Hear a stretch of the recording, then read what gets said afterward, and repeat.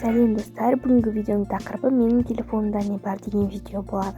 Егер бұл видео сіздерге қызық болса, мен бастаймын. Менің телефонымның жалпы атауы Galaxy A5 2017. Оның міндетті түрде өзінің зарядка сынған жағдайда басы бар және өзінің зарядкасы, наушниктері бар, бірақ қазір оны көрсетпеймін. Және документтері және менің сим-картам. Басқа ештеңе жоқ. Ал енді телефонның жалпы ішіне келетін болсақ, ол жақта өзімнің өте керемет обойым тұрады және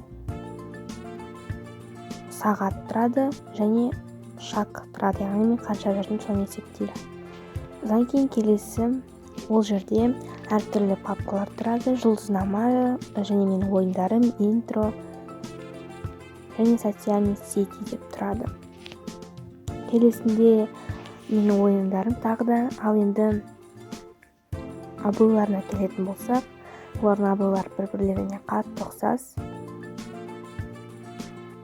әртүрлі түсте және оны суреттен де қоюға болады. Өздеріңіз көріп тұрғандай,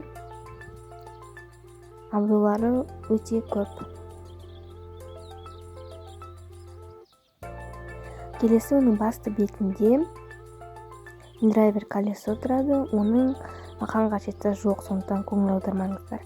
Келесінде бірінші папкада, бұларда менде Free Fire және өзіме керек шарик тұрады. Келесі папкада приложениялар тұрады, видеоға керекті. Келесі папкада менің ойындарым тұрады және актив тұрады. Келесі папкада интро, логика, жұлдызнама тұрады. Мен жұлдызнамаға қатты сенемін. Сосын телефонның өзінің приложениялары.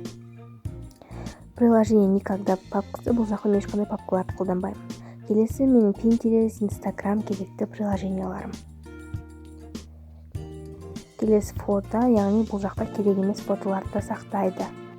Сондықтан аты фото. Келесі календар, контакт, күнтізбе және келесі папкада Google сообщения, телефон тұрады. Және менің ең сүйікті приложением YouTube тұрады. Мен YouTube'ды қатты жақсы көремін. Жалпы менің телефонымның түрі осындай. Ал енді оның өзін көрсететін болсам, ол осындай қара түсті.